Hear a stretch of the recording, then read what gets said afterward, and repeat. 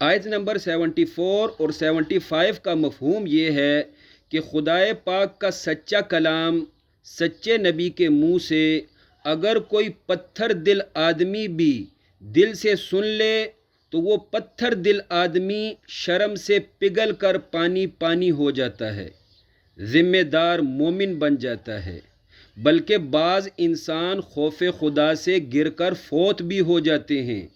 لیکن بے حس مردہ ضمیر غافل لوگ پتھروں سے بھی زیادہ سخت ہوتے ہیں۔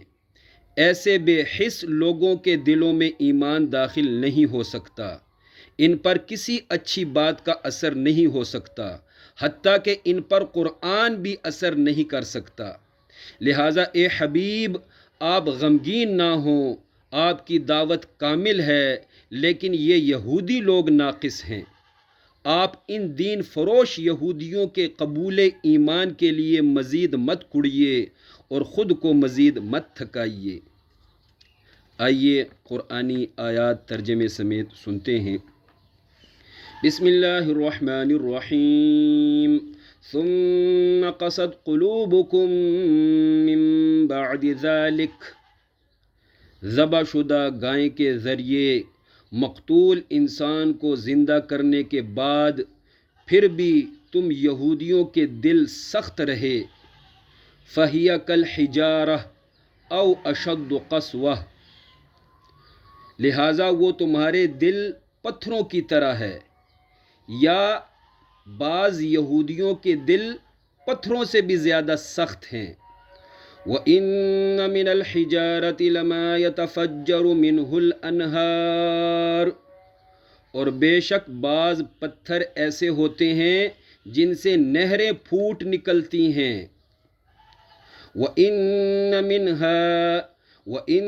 مِنْهَا لَمَا يَشَّقَّقُ فَيَخْرُجُ مِنْهُ الْمَاءُ وَإِنَّ مِنْهَا لَمَا يَهْبِطُ مِنْ خَشْيَةِ اللَّهِ وَمَا اللَّهُ بِغَافِلٍ عَمَّا تَعْمَلُونَ، اور بے شک کچھ پتھر یقیناً ایسے ہوتے ہیں جو پھٹ جاتے ہیں، پھر ان سے پانی نکل آتا ہے، اور بے شک یقیناً کچھ پتھر ایسے ہوتے ہیں جو اللہ کے ڈر سے گر پڑتے ہیں، اور اللہ غافل نہیں ہے تمہارے کاموں سے جو تم سنگ دل یہودی لوگ کر رہے ہو۔ أَفَتَطْمَعُونَ أَن يُؤْمِنُوا لَكُمْ وَقَدْ كَانَ فَرِيقٌ مِّنْهُمْ يَسْمَعُونَ كَلَامَ اللَّهِ ثُمَّ يُحَرِّفُونَهُ مِن بَعْدِ مَا عَقَلُوهُ وَهُمْ يَعْلَمُونَ، کیا تم مسلمانوں کو امید ہے کہ تمہارے کہنے پر یہ سنگ دل یہودی لوگ ایمان لے آئیں گے، حالانکہ ان میں ایک بڑا طبقہ ایسا ہے جو اللہ کا کلام سنتے ہیں، پھر اس کو سمجھنے کے بعد اس کا مفہوم بدل دیتے ہیں جانتے بوجھتے ہوئے۔ یعنی یہودی لوگ دنیا کمانے کے لیے اپنا دین بیچتے ہیں، مطلب جان بوجھ کر دینی مسئلے بدل دیتے ہیں دنیا کمانے کے لیے۔